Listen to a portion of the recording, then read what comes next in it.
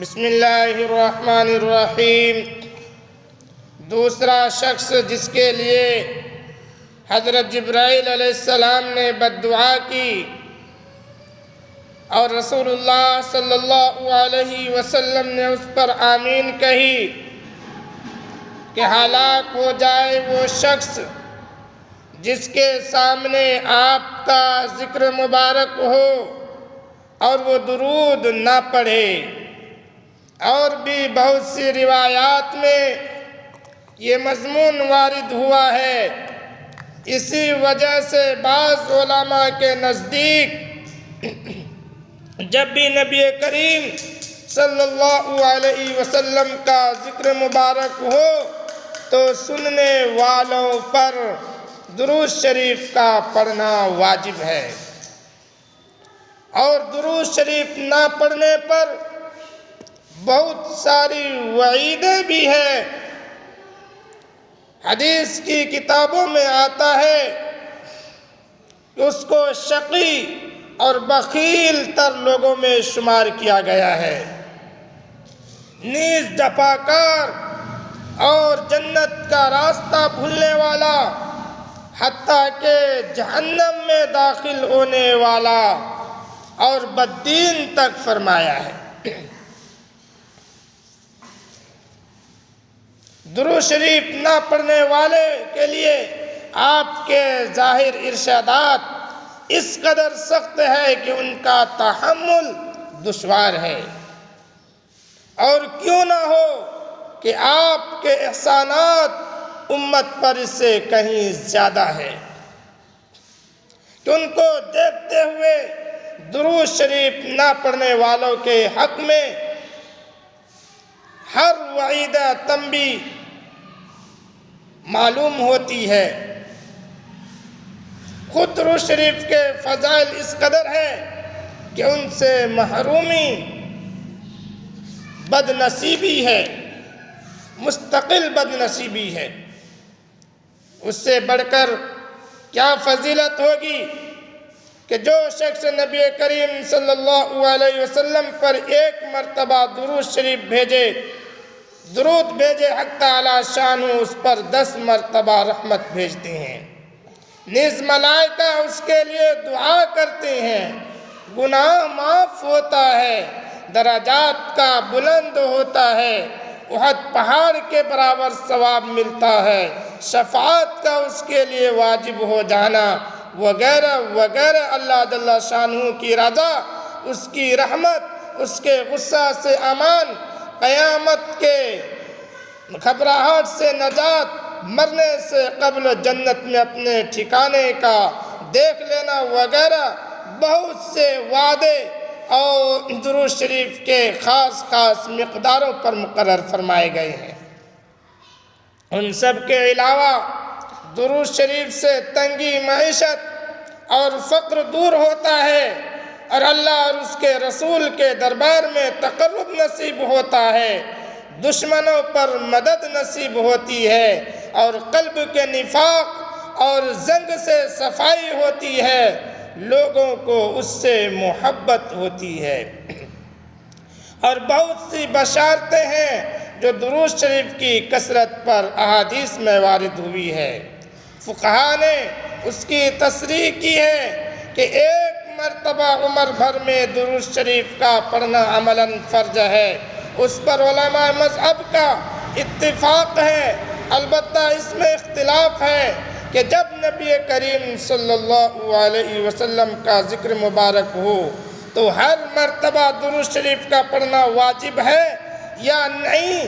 بعض علماء کے نزدیک ہر مرتبہ درود شریف کا پڑھنا واجب ہے، دوسرے بعض کے نزدیک مستحب ہے۔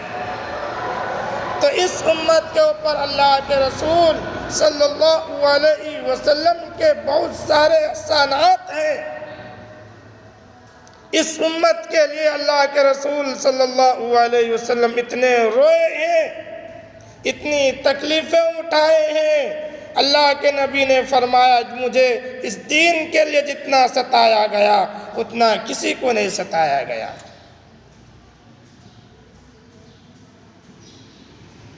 دنیا میں میں بھی اپنی امت کے لیے روتے روتے چلے گئے، اور قیامت میں بھی اللہ کے رسول صلی اللہ علیہ وسلم اپنی امت کے لیے سجدے میں گر جائیں گے۔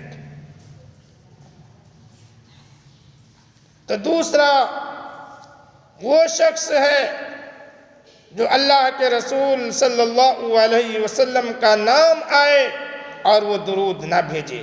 جب بھی نبی کریم صلی اللہ علیہ وسلم کا نام آئے تو درود شریف پڑھے، کم سے کم اتنا ضرور کہے صلی اللہ علیہ وسلم۔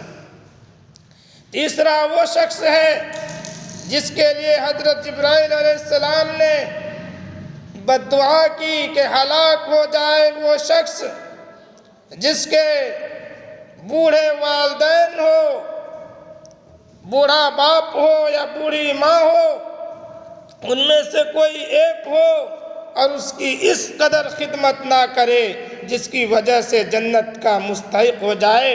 والدین کی حقوق بھی بہت سی روایات میں، احادیث میں تاکید آئی ہے۔ علماء نے ان کے حقوق میں لکھا ہے کہ مباح امور میں ان کی اطاعت ضروری ہے، نیز یہ بھی لکھا ہے کہ ان کی بے ادبی نہ کرے، تکبر سے پیش نہ آئے، اگرچہ وہ مشرک ہو، اپنی آواز کو ان کی آواز سے اونچی نہ کرے، ان کا نام لے کر نہ پکارے، کسی کام میں ان سے پیش قدمی نہ کرے، امر بالمعروف اور نہی عن المنکر میں نرمی کرے، اگر قبول نہ کرے تو سلوک کرتا رہے، اس کے ساتھ بہترین معاملہ کرتا رہے اور ہدایت کی دعا کرتا رہے، غرض ہر بات میں ان کا احترام، بہت احترام ملحوظ رکھے۔ ایک روایت میں آیا ہے کہ جنت کے دروازوں میں سے بہترین دروازہ باپ ہے، تیرا جی چاہے اس کی حفاظت کر یا اس کو ضائع کر دے۔ ایک صحابی نے حضور صلی اللہ علیہ وسلم سے دریافت کیا کہ والدین کا کیا حق ہے؟ آپ صلی اللہ علیہ وسلم نے فرمایا کہ وہ تیری جنت ہے یا جہنم، یعنی ان کی رضا، ان کی رضامندی جنت ہے اور ناراضگی جہنم ہے۔ ایک حدیث میں آیا ہے کہ مطیع فرما بردار بیٹے کی محبت اور شفقت سے ایک نگاہ والدین کی طرف ایک مقبول حج کا ثواب رکھتی ہے۔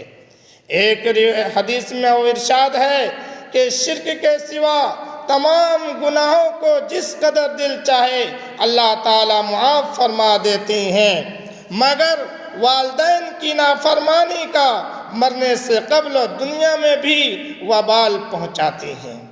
ایک صحابی نے عرض کیا کہ میں جہاد میں جانے کا ارادہ کرتا ہوں۔ حضور صلی اللہ علیہ وسلم نے دریافت فرمایا کہ تیری ماں ابھی زندہ ہے؟ انہوں نے عرض کیا کہ ہاں۔ حضور صلی اللہ علیہ وسلم نے فرمایا ان کی خدمت کر، ان کے قدموں کے نیچے جنت ہے۔ ایک حدیث میں آیا ہے کہ اللہ کی رضا باپ کی رضا میں ہے اور اللہ کی ناراضگی باپ کی ناراضگی میں ہے، اور بھی بہت سی روایات میں اس کا اہتمام اور فضل وارد ہوا ہے۔ جو لوگ کسی وجہ سے ماں باپ سے ناراض ہے یا ماں باپ اس سے ناراض ہے، فوراً اللہ کے سامنے توبہ کریں، ماں باپ سے معافی مانگیں۔ والدین جن کے موجود نہیں ہیں شریعت مطہرہ میں، اس کی بھی تلافی موجود ہے۔ ایک حدیث میں ارشاد ہے کہ جس کے والدین اس حالت میں مر گئے ہوں کہ ان کی نافرمانی کرتا ہو تو ان کے لیے کثرت سے دعا اور استغفار کرنے سے موتی شمار ہو جاتا ہے۔ ایک حدیث میں ہے، وارد ہوا ہے کہ بہترین بھلائی باپ کے بعد اس کے ملنے والوں سے حسن سلوک ہے۔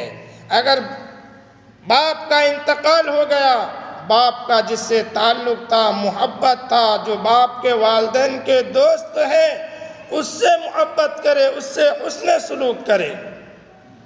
تو ماں باپ کی نافرمانی دنیا کے اندر بھی وبال ہے، اس کا عذاب آخرت میں تو اللہ پاک ضرور دیتا ہے، لیکن کبھی کبھی دنیا میں بھی اس کا عذاب دکھا دیتا ہے۔ جیسا کہ ایک واقعہ ہے کہ ایک نوجوان جب باہر سے کمائی کر کے گھر آیا، اس کی بیوی نے اس سے ماں کی شکایت کی۔ وہ بیچاری بوڑھی ماں نماز پڑھ رہی تھی، وہ نوجوان آیا اور ماں کی گردن کے اوپر پیر رکھا اور اس زور سے رکھا کہ ماں اپنے خدا کے یہاں پہنچ گئی، اللہ کے پیاری ہو گئی۔ اب ماں کو دفن کرنے کے لیے قبر کھودی گئی، نہلایا گیا، کفن پہنایا گیا۔ جب قبر میں اتارنے کے لیے چچا زاد بھائی اور یہ خود نوجوان جب قبر میں اترا تو چچا زاد بھائی تو قبر سے باہر نکل گیا صحیح سلامت، لیکن جب اس نوجوان نے نکلنے کی کوشش کی تو قبر نے اس کو فوراً دبوچ لیا۔ وہ لڑکا دہشت اور ڈر کی وجہ سے چلانے لگا۔ بہت سے لوگوں نے دعائیں کی، قرآن کی تلاوت کی، لیکن کسی کی بھی دعا کارگر نہ ہوئی۔ آخرکار لوگ مجبور ہو کر کے مجبوراً لوگوں نے اس کے اوپر مٹی ڈال دی۔ جب اس کی بیوی کو پتہ چلا تو کہنے لگی دوشی اور خطا کار تو میں ہوں، میں نے ہی ماں کے خلاف زہر اگلا تھا۔ تو اپنے والدین کی خدمت کرے۔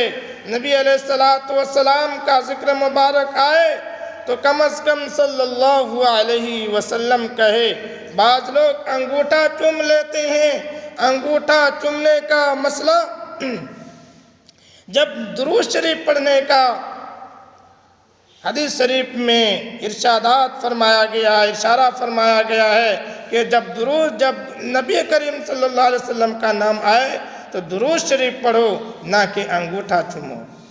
اسی طرح جس کے زندگی کے اندر رمضان المبارک کا مہینہ جو خیر و برکت کا مہینہ ہے، رحمتوں کا مہینہ ہے، مغفرت کا مہینہ ہے، اس مہینے کے اندر بھی غفلت میں گزر جائے تو جبرائیل علیہ السلام نے بد دعائیں کی ہے اور نبی کریم صلی اللہ علیہ وسلم نے اس پر آمین کہی ہے۔